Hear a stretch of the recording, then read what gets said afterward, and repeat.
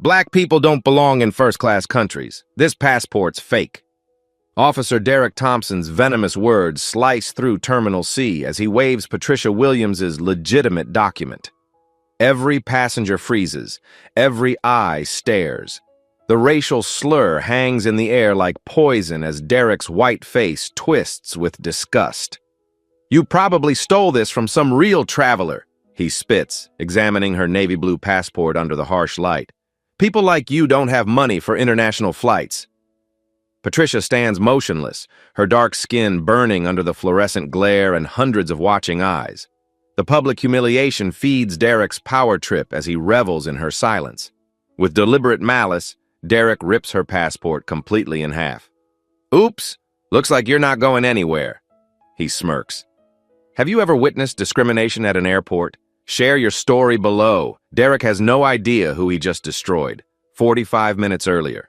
Patricia Williams steps off the jetway into Terminal C, exhaustion weighing down her shoulders after the 14-hour flight from Geneva. Her modest black blazer shows wrinkles from sleeping upright, and her worn leather briefcase bears the scuffs of countless business trips. She moves through the crowded terminal with quiet purpose, joining the snaking immigration line. At checkpoint 7, Derek Thompson spots her immediately. His predatory gaze locks onto Patricia like a hunter sizing up prey.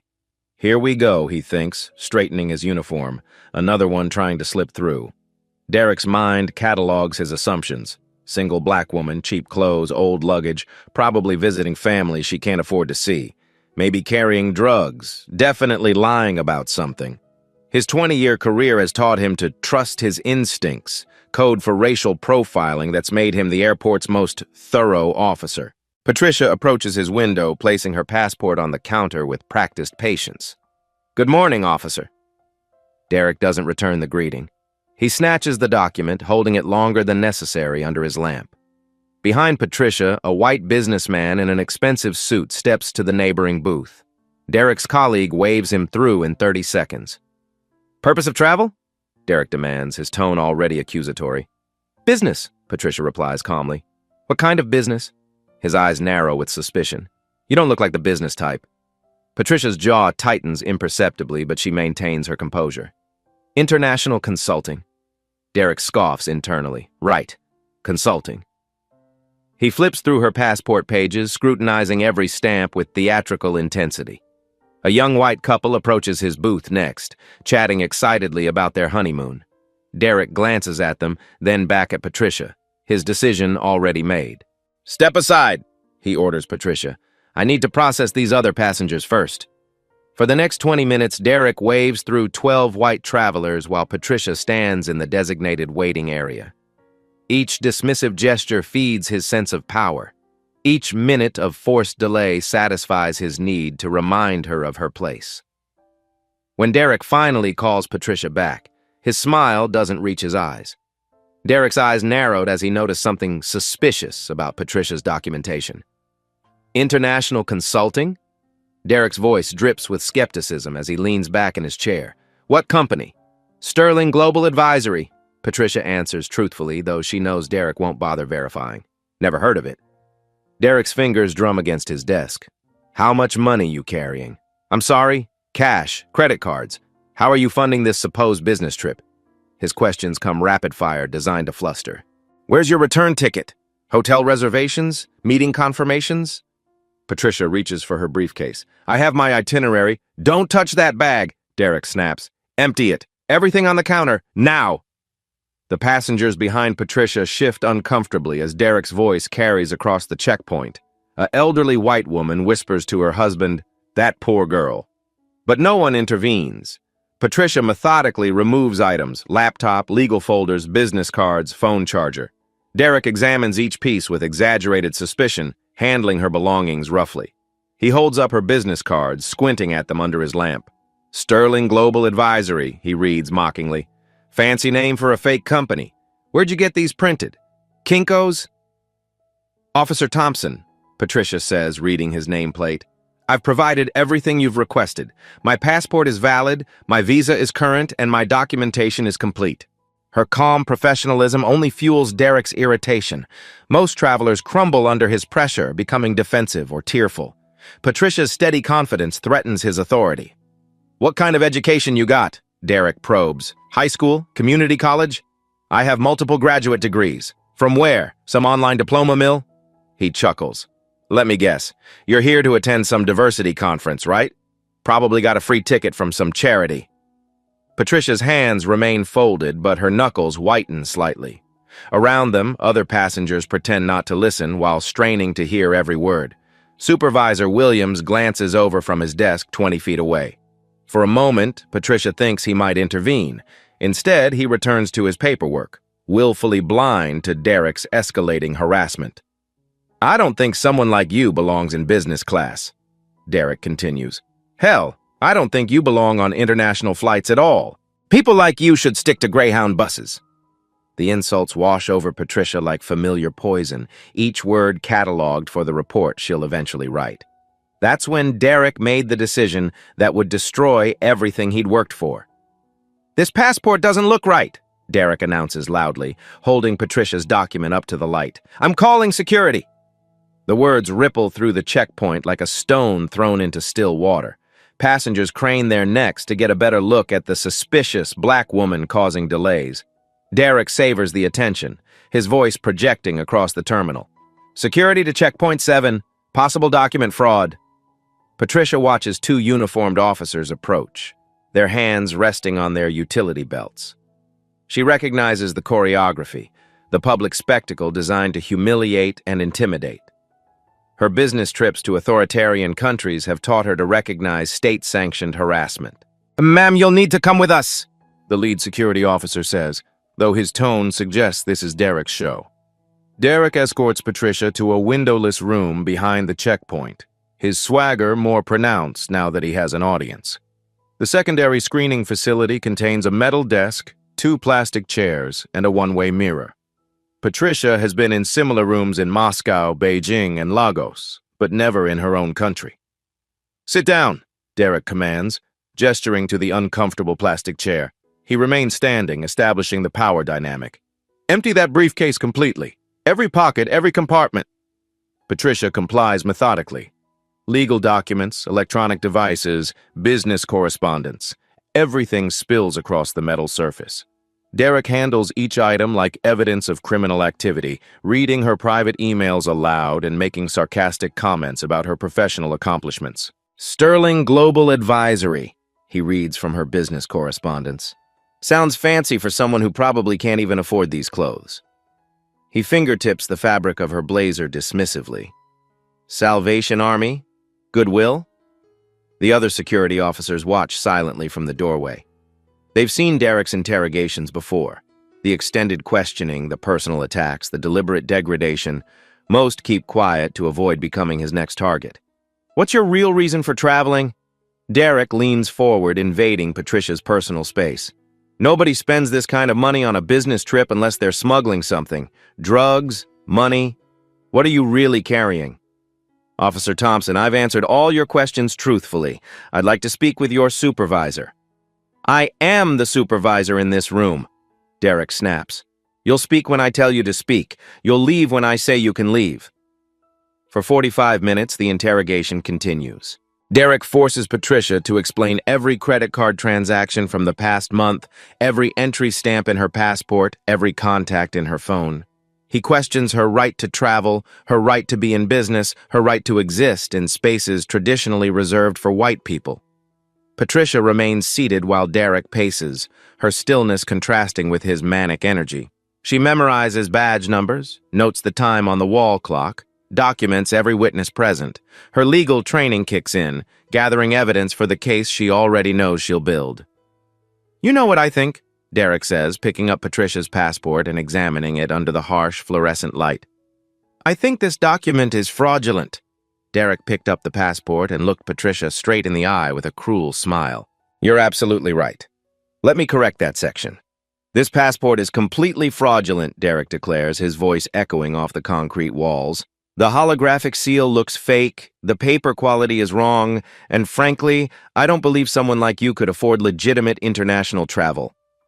Without warning, Derek grips both sides of Patricia's navy blue passport and tears it cleanly down the middle. The ripping sound fills the small room like a gunshot. He tosses the halves onto the metal desk with theatrical satisfaction. Oops, he smirks. Looks like your fake document just got exposed.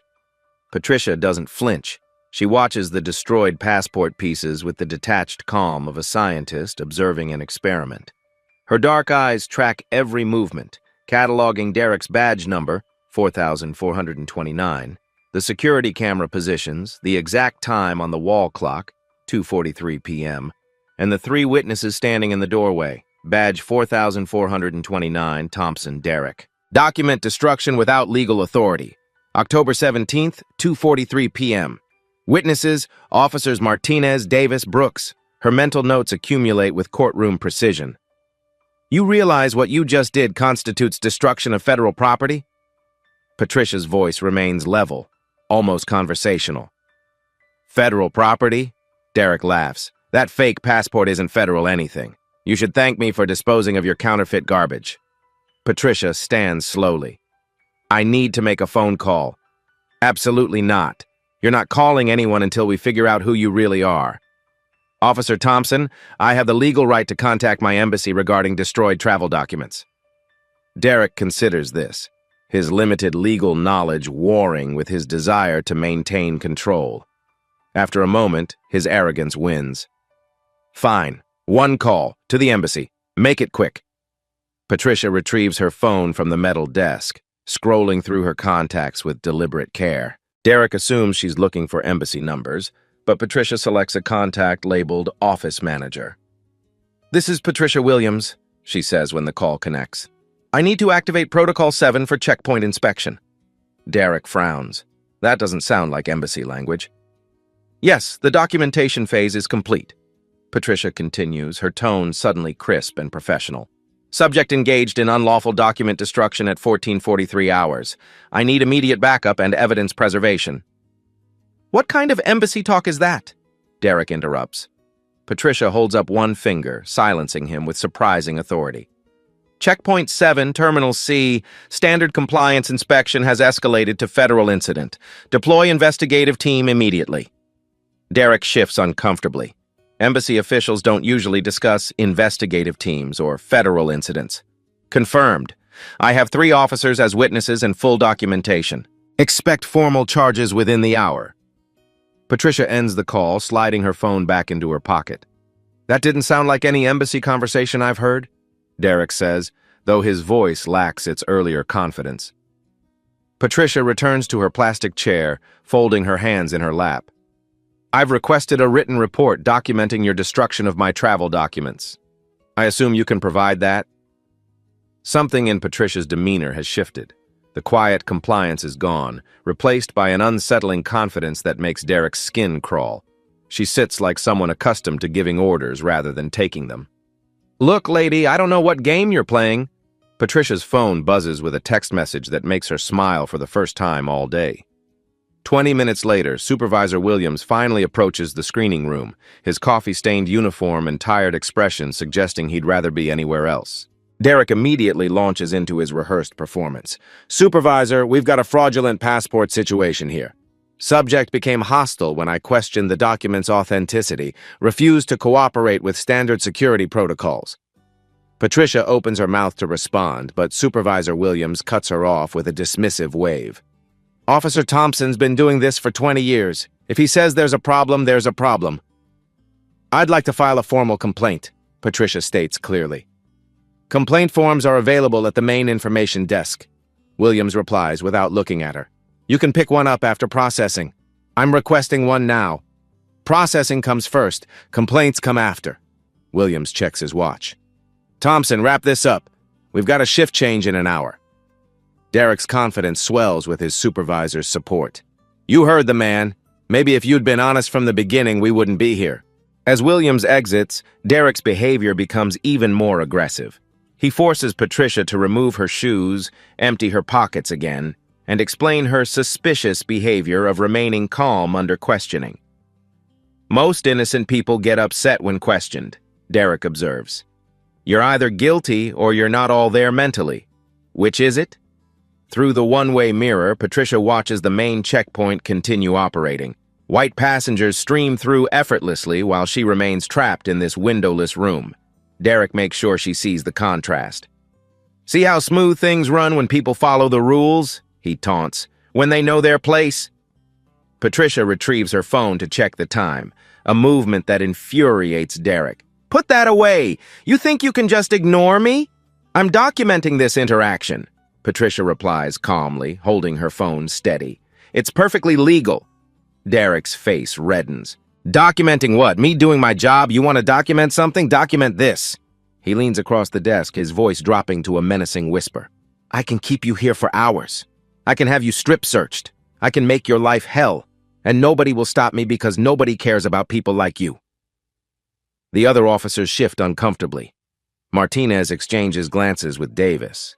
They've seen Derek lose control before, but never quite like this. Brooks steps closer to the doorway, ready to intervene if necessary. Derek's radio crackles with routine security chatter, but his attention remains fixed on Patricia. His need to break her composure has become an obsession. The airport intercom crackled with an announcement that made Derek's blood run cold. "Security Protocol 7 now in effect. All checkpoint supervisors report to station command immediately." Derek freezes mid-sentence, his coffee cup halfway to his lips. Protocol 7 isn't in any manual he's studied. 20 years on this job, and he's never heard that code announced over the intercom. "What's Security Protocol 7? Martinez whispers to Davis. Neither officer knows. Patricia, however, sits straighter in her plastic chair, her eyes sharpen with recognition, and something that looks suspiciously like satisfaction crosses her face. "Probably some new Homeland Security drill," Derek mutters, though uncertainty creeps into his voice. "Nothing to do with us." Through the security room's door, Derek watches unusual activity unfold in the terminal. Men in dark suits move through the corridors with purpose, speaking into earpieces and examining identification badges. They don't look like typical airport security. Too polished, too coordinated, too federal. "Deportation officers," Derek concludes with growing excitement. "They're here for you." His smugness returns full force. This validates everything, his instincts, his interrogation, his destruction of Patricia's fraudulent passport. The federal government is backing his play. "Looks like your luck just ran out," Derek grins. "Immigration and Customs Enforcement doesn't mess around with document fraud." Patricia watches the suited figures through the doorway with an expression Derek can't quite read. She doesn't look worried. If anything, she appears expectant. "Officer Thompson," Patricia says quietly, "before your colleagues arrive, I'd like to retrieve something from my briefcase." "Absolutely not. You're not touching anything until ICE gets here." "It's important." "I bet it is. Probably more fake documents, right? Maybe a sob story about why you shouldn't be deported?" Derek's confidence peaks as he watches the federal agents multiply throughout the terminal. His radio crackles with confused chatter from other checkpoints. Nobody understands the protocol activation, but everyone can see the suits taking positions. 20 years I've been catching people like you," Derek boasts to Martinez and Davis. "Always trust your gut. Always follow the signs. This woman screamed fraud from the moment she walked up to my checkpoint." Patricia remains seated, her hands folded, watching Derek with the patience of someone who knows exactly how this story ends. "Sir," she tries again, "I really need to access my briefcase." Derek laughs, feeling vindicated and powerful. "The only thing you need is a one-way ticket back to wherever you came from." Maya's fingers closed around the item that would change everything. Derek's radio erupts with frantic chatter. "All units, we have federal agents requesting supervisor locations. Checkpoint 4, need backup for VIP processing. Unknown protocol in effect, requesting guidance." The confusion energizes Derek. He struts around the small room like a peacock, basking in what he perceives as federal validation of his detective work. "You hear that?" Derek addresses Martinez and Davis. "The whole airport's scrambling because of your little document fraud operation. How many fake passports you think she's smuggled through here? How many terrorists you think she's helped?" Patricia remains motionless in her plastic chair, but her eyes track the suited figures now positioned throughout Terminal C. Derek interprets her silence as defeat. "Cat got your tongue now?" Derek taunts. "Not so mouthy without your fake papers, are you?" Supervisor Williams appears in the doorway, his face flushed with confusion. "Thompson, I need you to—" Handle the deportation paperwork? Derek interrupts eagerly. Already on it, sir. Subject's passport was clearly fraudulent. I disposed of the evidence and called it in. Williams blinks. Disposed of what evidence? The fake passport. Tore it up when I confirmed it was counterfeit? Williams's face goes pale. You destroyed a passport without authorization? It was obviously fake! Derek's voice rises defensively. Look at her! You think someone like that travels internationally on legitimate business? Through the doorway, Patricia watches more federal agents take positions. Their coordinated movements suggest military precision, not the chaotic scramble of a deportation raid. Patricia's confiscated phone buzzes incessantly on the metal desk. Derek glances at the caller ID. Director Morrison, urgent. Popular lady, Derek sneers. Probably your deportation lawyer. Officer Thompson, Patricia's voice cuts through his celebration. I strongly advise you to answer that call. I don't take advice from criminals. Sir, Martinez interrupts nervously. Maybe we should what? Let her manipulate us? Derek's power trip reaches its zenith. I've got 20 years experience spotting fraud. I've got federal agents backing my play. I've got a supervisor who trusts my judgment. Derek gestures toward the busy terminal. The whole damn airport is responding to my call. This is what real police work looks like. Patricia's phone continues buzzing. The caller ID now reads, Deputy Administrator, Emergency. Patricia stands slowly, her movement deliberate and controlled. For the first time since entering the screening room, she looks Derek directly in the eyes. Maya stood up slowly and said the 5 words that would haunt Derek forever. You're absolutely right. Let me extend the power reveal section to reach the full 800 words. I need to show you something. Patricia's voice carries a quiet authority that cuts through Derek's smugness like a scalpel. She reaches into her briefcase with deliberate precision, her movements now commanding rather than compliant. Don't you dare touch that, Derek starts. Patricia produces a leather credential case, flipping it open to reveal a gleaming federal badge and identification card. The words International Aviation Security Council shine in gold lettering beneath her photograph. Deputy Director Patricia Williams, she announces, her voice now carrying the full weight of federal authority.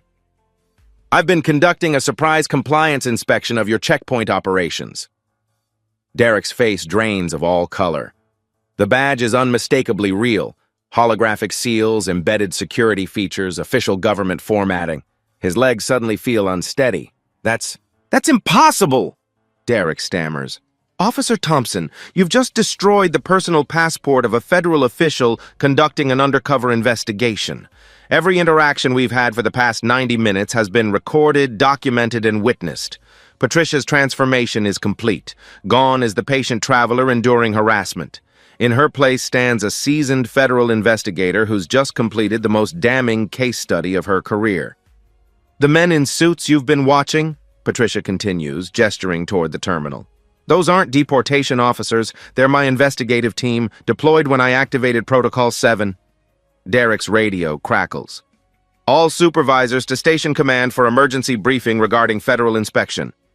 No, Derek whispers, his 20-year career flashing before his eyes. You can't be... People like you don't... Don't what, Officer Thompson? Don't hold federal positions. Don't travel internationally on government business. Don't deserve basic human dignity. Martinez and Davis back away from the doorway, suddenly understanding they've witnessed a federal civil rights violation. Brooks pulls out his radio, frantically trying to contact supervisors who are already being briefed on the situation. The passport you destroyed. Patricia retrieves the torn pieces from the metal desk, personal property of a federal official. The interrogation you conducted. Unlawful detention without probable cause, the racial slurs and degrading treatment, documented civil rights violations. Derek sinks into the plastic chair Patricia had occupied, his world crumbling around him. I was just doing my job. I was protecting national security. You were indulging personal prejudices while abusing federal authority, Patricia corrects. Your business trip you found so suspicious? I was returning from a G7 summit on international aviation security. Your concerns about my finances? My government travel vouchers are processed through the Department of Homeland Security. Patricia's phone buzzes again. This time she answers. Director Williams speaking. Yes, sir. The inspection is complete. Officer Thompson, badge number 4429. Unlawful document destruction, civil rights violations, abuse of authority. Yes, sir. I have 3 officer witnesses and complete documentation. Derek listens to his career evaporating in real time. My team will need to interview all checkpoint personnel within the hour. Patricia continues. We'll also require access to security footage from the past 6 months. I suspect Officer Thompson's behavior represents a pattern rather than an isolated incident. She ends the call and turns back to Derek, who sits slumped in defeat. Officer Thompson, you're suspended pending federal investigation. You'll be escorted from the premises immediately. This can't be happening, Derek mumbles. I've been doing this job for 20 years.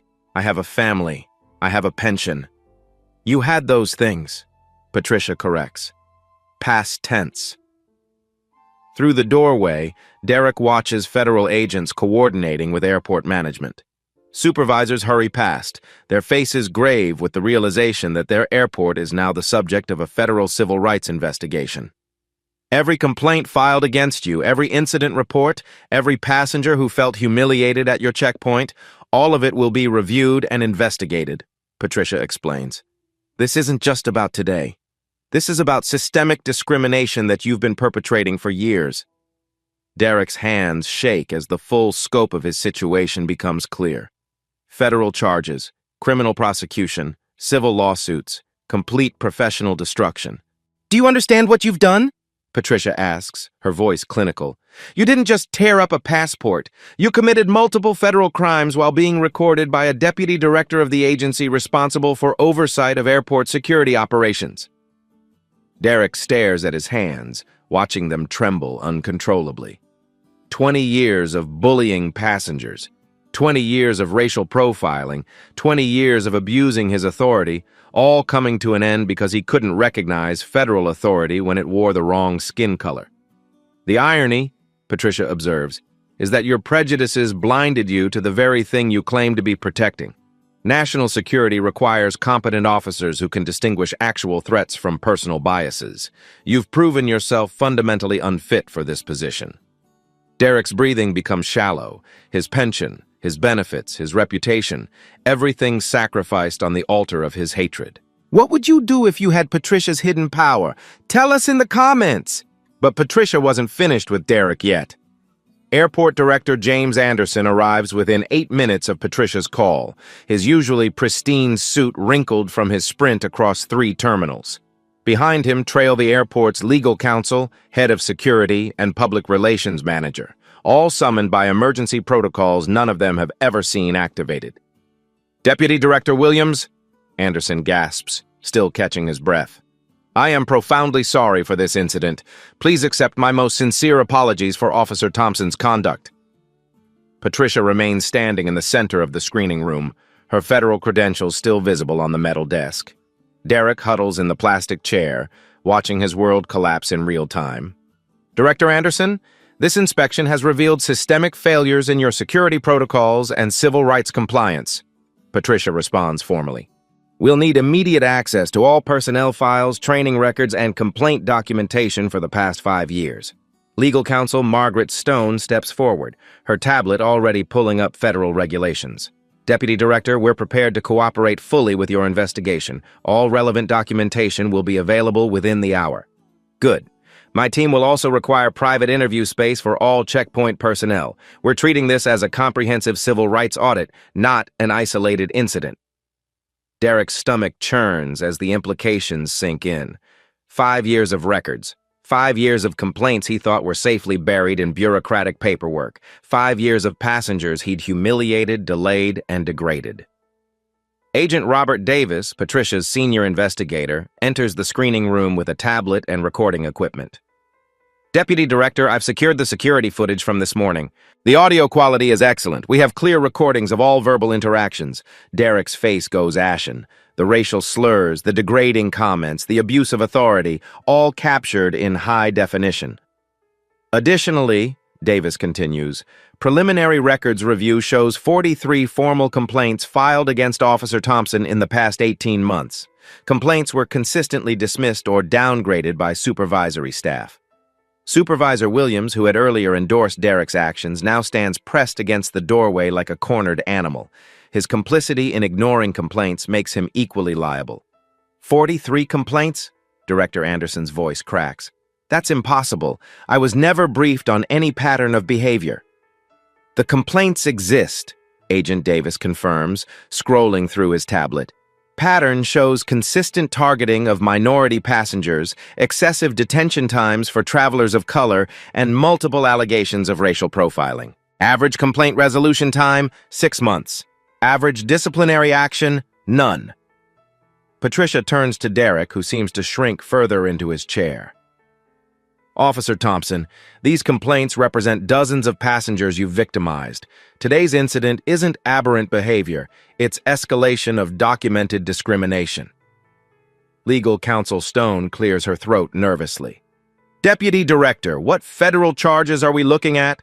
Destruction of federal property, civil rights violations under Title VI, abuse of authority under color of law, and potentially conspiracy to violate civil rights if we find supervisory knowledge of complaint patterns. Derek's union representative, William Turner, rushes into the room with a briefcase and the harried look of someone summoned from dinner. I'm here to represent Officer Thompson. I need to speak with my client immediately. Patricia nods toward a corner of the room. 5 minutes. Turner pulls Derek aside, their whispered conversation growing increasingly heated. Derek's face reflects growing desperation as Turner explains the severity of federal civil rights charges. Union protection has limits, and destroying a federal official's passport while engaging in documented racial harassment exceeds all of them. This is undefendable, Turner finally tells Derek loudly enough for others to hear. The union can't protect you from federal civil rights violations, not with this level of documentation. Agent Davis pulls Patricia aside with additional findings. Deputy Director, we've identified 12 other officers with concerning complaint patterns. Supervisor Williams personally reviewed and dismissed 31 discrimination complaints in the past 2 years without conducting proper investigations. Systemic failure, Patricia notes, making additional notes on her tablet. How far up does the knowledge go? We're finding email chains between Williams and Director Anderson discussing problematic passengers and appropriate screening intensity. The language suggests awareness of discriminatory practices. Director Anderson overhears fragments of their conversation, his face growing pale. Corporate liability extends far beyond Derek's individual actions. It encompasses institutional tolerance of discrimination. Outside the screening room, Patricia observes airport operations grinding to a halt. News vans gather in the parking areas as word leaks about federal agents investigating civil rights violations. Social media posts from passengers show the unusual federal presence, sparking speculation about terrorist threats or security breaches. Agent Monica Foster enters with additional legal documentation. Deputy Director, we've contacted the Department of Justice Civil Rights Division. They're opening a formal investigation into pattern and practice violations. This airport is now under federal scrutiny for systematic civil rights abuse. Derek's breathing becomes labored. Individual charges against him are escalating into a Department of Justice investigation that could result in federal oversight of the entire airport. His moment of racist cruelty has triggered consequences beyond his comprehension. Director Anderson, Patricia addresses the sweating administrator. We'll need a press statement acknowledging the investigation and your commitment to civil rights compliance. My communications team will review it before release. Of course, Deputy Director, we want full transparency. Transparency would have been investigating complaints properly instead of burying them, Patricia responds coldly. Transparency would have been training officers to recognize their biases instead of enabling them. Agent Davis receives a text message nodding to Patricia. Backup documentation team has arrived. They're setting up interview stations in conference rooms A through D. We're also receiving calls from passengers who witnessed today's incident. They want to provide statements. Patricia checks her watch. Officer Thompson, your suspension is effective immediately. You'll surrender your badge, weapon, and access cards now. Derek's hands shake as he removes his badge, the symbol of authority he'd wielded like a weapon against travelers who looked different. Turner helps him fumble with his gun holster, the weight of federal charges making simple tasks impossible. Sir, Derek whispers, his voice barely audible. What happens to my family? My kids' college funds? My mortgage? You should have considered those consequences before destroying federal property and violating civil rights, Patricia replies without sympathy. Federal conviction carries mandatory penalties, prison time, fines, permanent employment restrictions. Legal counsel Stone pulls up federal sentencing guidelines on her tablet. Civil rights violations under color of law carry up to 10 years imprisonment. Destruction of federal property adds another 5. If conspiracy charges stick, we're looking at enhanced penalties.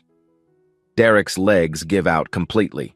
He slumps to the floor, hyperventilating as the full scope of his situation becomes clear.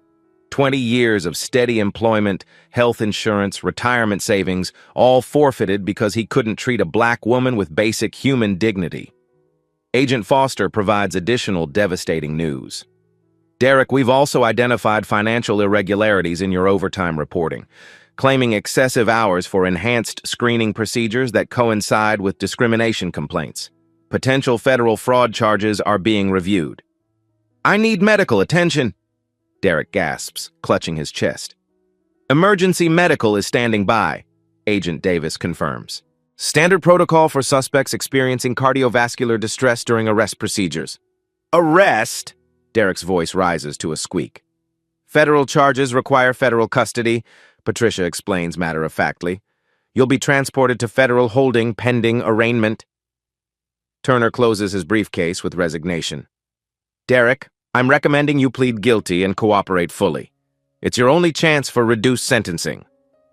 Through the screening room window, Derek watches local news crews setting up cameras.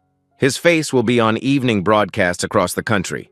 The racist airport officer who destroyed a federal official's passport. His children will see their father's humiliation broadcast nationwide. Medical technicians arrive with a stretcher, checking Derek's vital signs as his panic attack intensifies. The irony isn't lost on Patricia. The man who showed no mercy to vulnerable passengers now requires medical assistance himself. Deputy Director, Director Anderson ventures carefully, what can we do to prevent this from happening again? Complete overhaul of hiring practices, mandatory bias training with federal oversight, civilian complaint review board, and zero-tolerance policy for discrimination complaints, Patricia lists without hesitation. This airport will become a model for civil rights compliance, whether you cooperate willingly or not. The implications ripple outward. Other airports will face similar scrutiny. The entire industry will undergo federal review. Derek's moment of racist cruelty has triggered systemic change he could never have imagined. Agent Foster shows Patricia her tablet. Ma'am, we're receiving media inquiries from CNN, Fox News, and the Washington Post. The story is going national. Good, Patricia responds. Sunlight is the best disinfectant for institutional racism. Sir, Derek pleads one final time as medical technicians prepare to transport him. I'm sorry. I made a mistake. Can't we work something out? Patricia looks down at the man who had wielded absolute power over her just hours earlier. Officer Thompson, you didn't make a mistake. You revealed who you really are. The next morning, Derek would face consequences he never imagined possible. You're absolutely right. Let me rewrite the section to exactly 720 words. Federal Court Building, downtown. 3 weeks later. Derek Thompson sits in orange prison coveralls at the defendant's table, his hands shackled to a chain around his waist. The confident airport officer who destroyed Patricia's passport has been replaced by a broken man facing federal justice. The United States versus Derek Allen Thompson, announces Judge Catherine Miller. Charges include deprivation of rights under color of law, destruction of federal property, and conspiracy to violate civil rights. Derek's court-appointed attorney, Sarah Martinez, shuffles through papers with the resigned expression of someone defending the indefensible. She'd reviewed the evidence, video footage, audio recordings, witness statements, and advised Derek to plead guilty. His pride refused. Your Honor, Martinez begins weakly, my client was performing his duties as a security officer. Any excessive actions resulted from training deficiencies, not malicious intent. Federal Prosecutor James Wilson stands with meticulously prepared presentation materials. Your Honor, this case represents systematic abuse of federal authority motivated by racial animus. Officer Thompson's actions weren't excessive, they were criminal. Patricia Williams enters the courtroom in a tailored navy suit, her federal credentials visible on her jacket lapel. Derek avoids eye contact, but Patricia's presence dominates the space. The prosecution calls Deputy Director Patricia Williams. Patricia approaches the witness stand with calm confidence Derek had tried to break. She swears to tell the truth and settles into the chair where she'll destroy Derek's remaining defenses. Deputy Director Williams, Prosecutor Wilson begins, please describe your professional background. 22 years in federal service, PhD in aviation policy from Harvard. Current position, Deputy Director of International Aviation Security Council, responsible for global airport civil rights compliance. On October 17th, were you conducting official business at Terminal C? Yes. Surprise compliance inspection to evaluate checkpoint discrimination protocols. Patricia's testimony unfolds with devastating precision. She recounts Derek's racial slurs, his destruction of federal property, his abuse of authority, and his targeting of minority passengers. Her professional demeanor contrasts sharply with Derek's increasingly agitated behavior. Deputy Director Williams, how did Officer Thompson treat other passengers during your observation? White passengers processed through his checkpoint in an average of 42 seconds. Minority passengers averaged 8 minutes and 23 seconds with invasive questioning and unnecessary searches.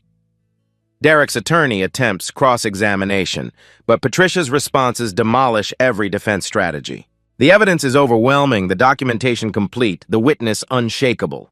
Isn't it possible my client simply recognized something suspicious about your behavior?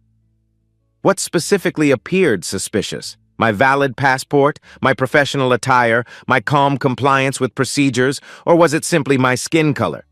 Video evidence plays on courtroom monitors. Derek's voice fills the space. Black people don't belong in first-class countries. The jury watches him tear Patricia's passport with malicious glee, their faces reflecting horror and disgust. Officer Thompson destroyed federal property while engaging in documented racial harassment. Prosecutor Wilson summarizes. This isn't overzealous security, it's criminal civil rights violation motivated by hatred. Derek's employment hearing occurs simultaneously. Airport Director Anderson reviews evidence compiled by Patricia's investigation. 43 complaints in 18 months. Anderson reads aloud. Documented pattern of racial profiling. Falsified overtime reports claiming extended screening procedures that coincided with discrimination incidents. The employment decision arrives swiftly. Immediate termination, forfeiture of pension benefits, permanent ban from federal employment, and restitution requirements for fraudulent overtime claims. Back in federal court, Derek's sentencing phase begins. Character witnesses testify about his 20-year career, his family responsibilities, his clean record, but federal civil rights violations carry mandatory minimums that character testimony cannot overcome. Derek Thompson, Judge Miller announces, you violated your oath to protect and serve all citizens equally. Your actions represent the worst abuse of federal authority, using government power to indulge personal prejudices. Derek's wife covers her face in the gallery. His teenage children watch their father's destruction broadcast on news networks, college funds evaporate. The family home faces foreclosure. 18 months federal prison, 3 years supervised probation, $50,000 in fines, and permanent prohibition from law enforcement employment. Derek's legs buckle. His attorney steadies him as reality hits. Federal conviction, prison time, financial ruin, career destruction, public humiliation. Patricia watches from the gallery as Derek is led away in shackles. Justice served, but systematic discrimination continues at airports nationwide. Outside the courthouse, media crews capture Derek's perp walk. The same man who had abused federal authority now faces federal consequences. This conviction sends a clear message, Patricia tells reporters. Civil rights violations will not be tolerated in federal facilities. Derek's cell door closes with finality. 20 years of employment destroyed by 20 minutes of documented racism. Derek's downfall was just the beginning of something much bigger. 6 months after Derek's conviction, Patricia's comprehensive report lands on the desks of aviation security directors across 48 states. Systemic discrimination in airport security, the Thompson case, and national reform imperatives becomes required reading for every federal security administrator in America. the Department of Homeland Security responds with unprecedented speed. Secretary Robert Davis announces sweeping reforms during a packed press conference in Washington. Effective immediately, all airport security personnel will undergo mandatory bias recognition training every 6 months. Anonymous discrimination reporting systems will be installed at every checkpoint. Zero tolerance means zero tolerance. Patricia's case study becomes Exhibit A in federal training programs nationwide. Her destroyed passport, Derek's recorded slurs, and the documented complaint patterns illustrate exactly how institutional racism operates within federal facilities. At Denver International Airport, Security Director Linda Johnson implements new protocols inspired directly by Patricia's recommendations. Every passenger interaction is now recorded. Every complaint triggers automatic review. No more buried paperwork, no more ignored victims. The reforms spread rapidly. Chicago O'Hare installs multilingual complaint kiosks. Los Angeles International requires diverse hiring panels for all security positions. Miami International creates civilian oversight boards with authority to investigate discrimination allegations. Anonymous hotlines flood with reports from passengers previously afraid to complain. Maria Gonzalez calls from Phoenix Sky Harbor. They made me empty my entire suitcase while white passengers walked through freely. I thought I was powerless. James Wilson reports from Atlanta Hartsfield. Officer kept asking where I really came from, like my American passport wasn't good enough. Said people like me don't travel business class. Each report triggers mandatory investigation protocols Patricia designed. No more dismissive supervisors. No more buried complaints. Every allegation receives federal review within 72 hours. Congressional hearings begin in February. Patricia testifies before the House Subcommittee on Transportation Security, her federal credentials commanding immediate respect from lawmakers who might otherwise dismiss discrimination concerns. Derek Thompson wasn't an aberration, Patricia tells the packed hearing room. Our investigation found similar patterns at 31 airports nationwide, systematic discrimination hiding behind security theater. Representative Johnson presses for specifics. How extensive is this problem, Deputy Director Williams? In the past year alone, we've documented over 400 credible discrimination complaints that were improperly dismissed by airport supervisors. The Thompson case exposed institutional failure to protect civil rights. New federal legislation emerges from the hearings. The Airport Civil Rights Protection Act mandates regular bias audits, diverse hiring requirements, and civilian oversight boards at all major transportation hubs. Training academies revise their curricula. Derek's case appears in modules titled Constitutional Policing and Recognizing Implicit Bias. His mugshot serves as a cautionary tale for thousands of new security officers. Corporate America responds to the visibility. United Airlines announces diversity initiatives for airport contractors.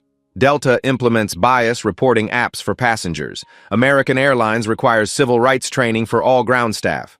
Patricia's phone rings constantly with requests from international airports seeking consultation on discrimination prevention.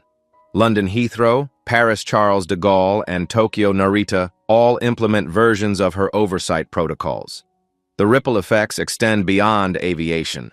Port authorities, border crossings, and federal buildings adopt similar reforms. Derek's moment of racist cruelty inadvertently triggers the most comprehensive civil rights advancement in transportation security history. Most importantly, passengers notice the changes. Surveys show decreased discrimination reports and improved satisfaction among minority travelers. Real reform produces measurable results. 6 months later, Patricia received a call that proved her mission's true impact.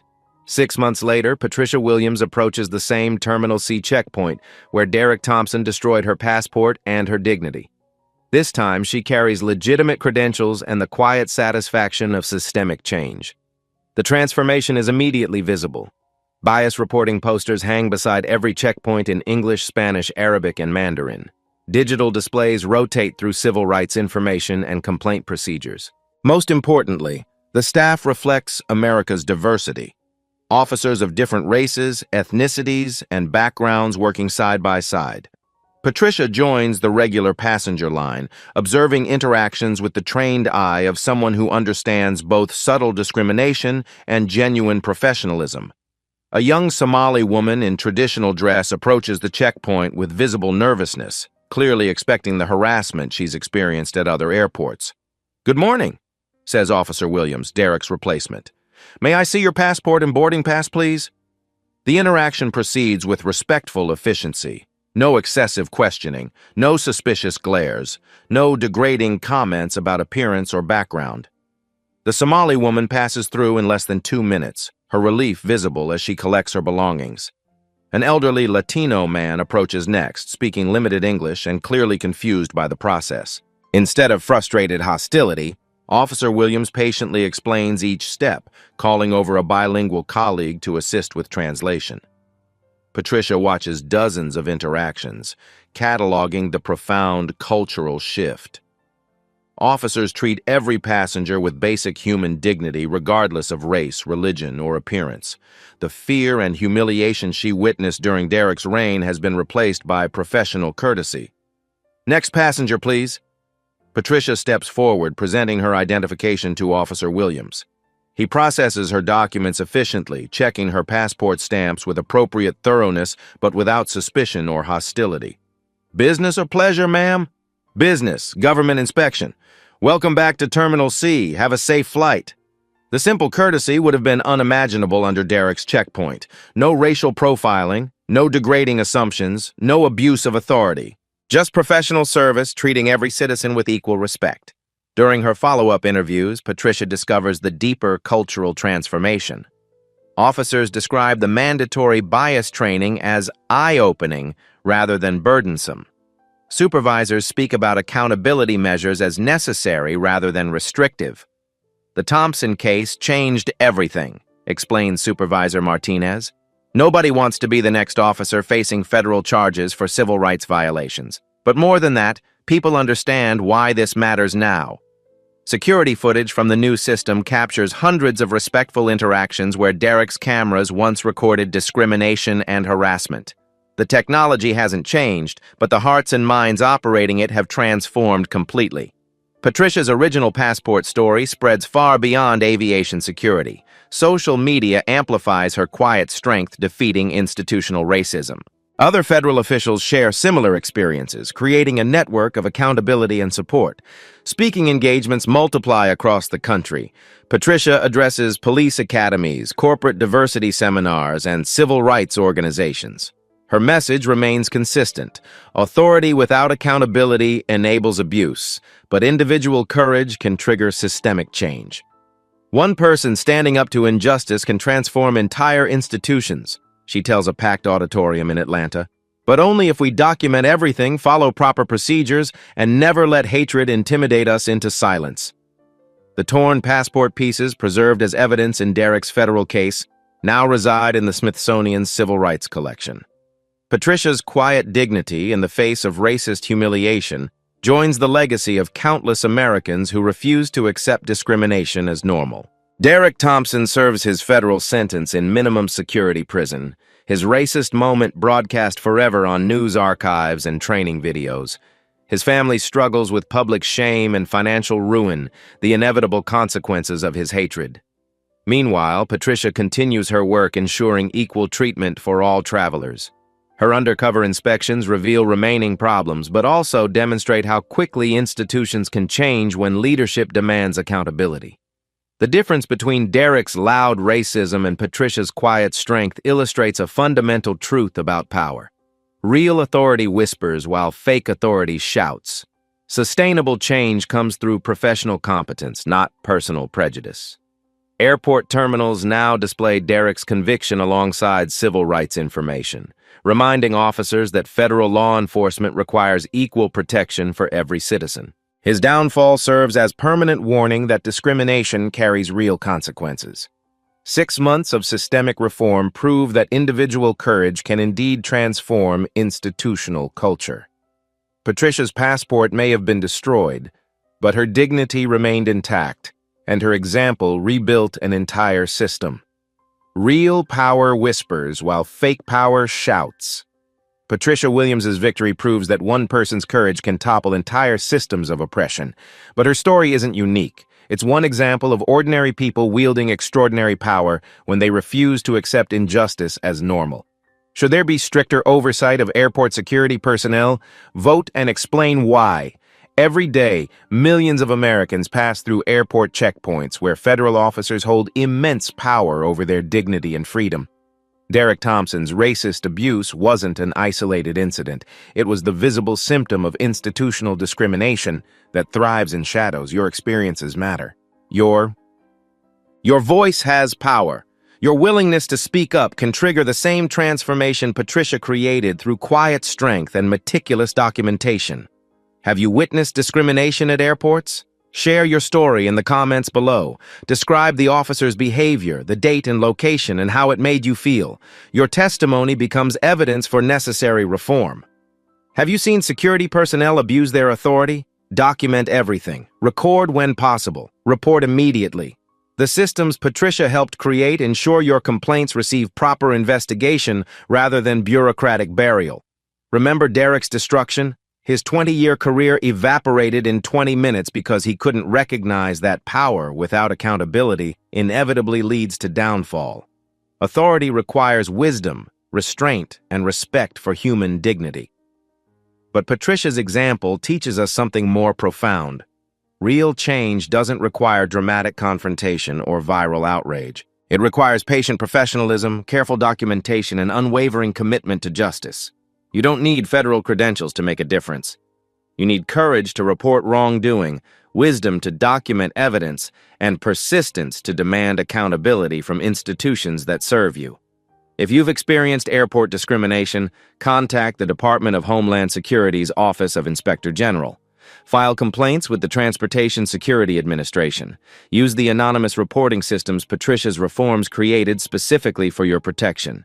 Share this story with anyone who's felt powerless against institutional racism. Forward it to friends who've experienced discrimination. Post it on social media to amplify awareness of civil rights violations that happen daily in federal facilities. Authority without accountability is tyranny, but accountability without action remains meaningless. Your engagement transforms awareness into reform, outrage into results, stories into systemic change. Next week, we'll explore another story of quiet power defeating corrupt authority. Meet Sarah Johnson, the accountant who discovered her Fortune 500 company was stealing millions from employee pensions. Her managers thought she was just another overlooked number cruncher. They didn't realize she was documenting every illegal transaction, building the case that would destroy their criminal enterprise and recover stolen retirement funds for thousands of workers. Like Patricia, Sarah's weapons weren't loud protests or dramatic confrontations. She used spreadsheets, patience, and federal law to bring down executives who thought their positions made them untouchable. What experiences have you had with abuse of power? Share your encounters with officials who thought their authority placed them above consequences. Describe moments when you witnessed courage defeating corruption. Your stories inspire others to stand up, speak out, and demand better from institutions that exist to serve rather than oppress. Every shared experience builds community, creates accountability, and proves that ordinary people possess extraordinary power to create change. Together, we're building a movement of documented justice, one story at a time, because real power doesn't shout, it whispers truth that echoes forever.